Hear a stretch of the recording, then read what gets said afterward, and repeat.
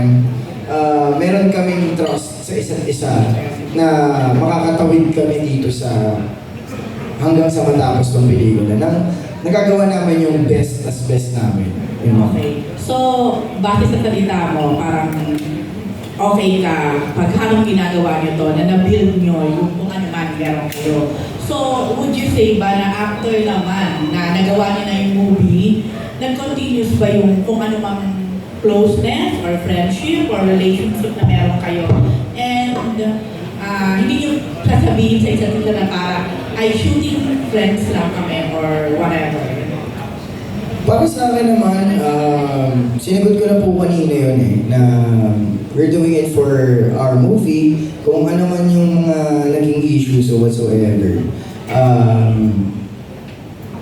Only time will tell, di ba? Parang kung magkaroon pa kami ng pagkakataon na magkaroon ulit ng project, mas magiging madali na yun for us kasi meron na kaming pinagmulan.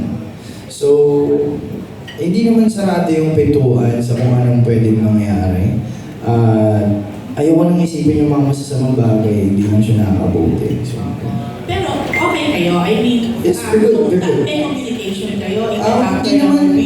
Hindi man necessarily yung communication or ang importante yung siguro, nandito kami, maayos kami, di ba? Hindi mo kailangan na nag-uusap kami, di ba?